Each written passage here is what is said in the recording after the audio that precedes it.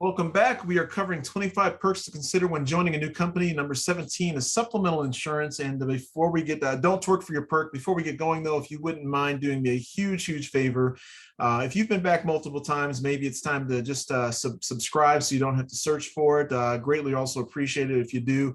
Helps me out, helps the channel out, also lets the platforms know that the content is appreciated, or click whatever positive feedback mechanism that your platform that you're listening or watching to this on allows for. Again, it's an encouragement to me and also helps with the channel and the content getting some traction here to be shared with other folks. I have no control over that, but this is one of those things where just taking that little instance and a couple of seconds to click on that is definitely helps the channel and helps myself and is encouragement. So anyway, before we get going, we've already covered this, so we're going to jump into number 17 here, which is supplemental insurance. And for those of you who don't know, I mean, there's different kinds of insurance out there. Obviously, we're not talking about property and casualty for your home or auto, right? We're talking about basically, like death or accidental death and dismemberment. And there's all kinds of little insurances whenever you go through open enrollment. And we're getting to that time of year right now because it is the fall of 2021.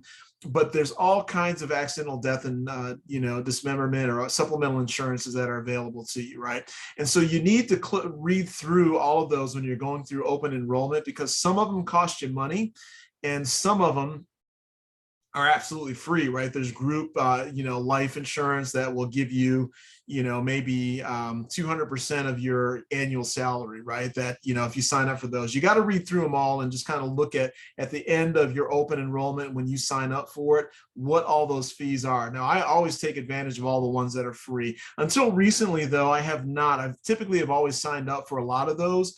But my kids are getting a little bit older and out of the house right now, and we have some other financial situations that I think will allow anything catastrophic that may happen to myself, that my wife and kids will be all right with kind of where we are and the ages that they're at, right? They're not going to be destitute and on the streets. And so I've cut back on some of those coverages.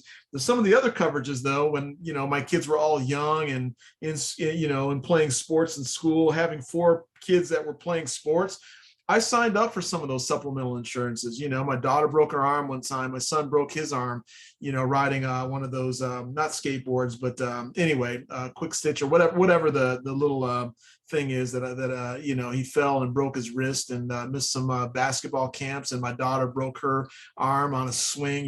It happens all the time. And so kind of like those Affleck supplemental insurances, or, Allstate had one too. They offered Allstate workplace insurance.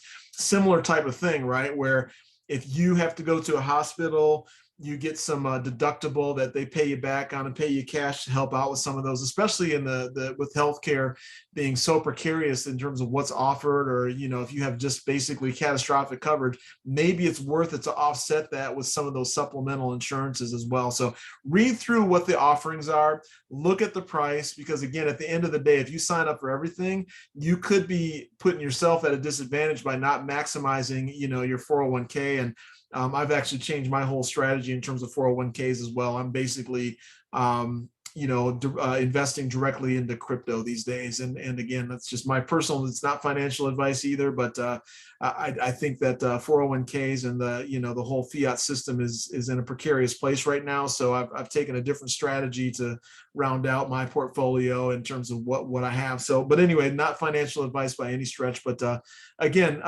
something to think about. Read the fine print, and before you make any decisions, and make sure that it's not impacting you negatively at the end of the day either, because a lot of times I've never even used a lot of these insurances, but that's the time that something happens when you're going to actually need it and you don't have it. So just kind of think through what works best for you individually or your family, and then make the decision accordingly. But sometimes I would definitely say this, take advantage for all the free insurances that the companies offer you. So anyway, that's going to do it for this video.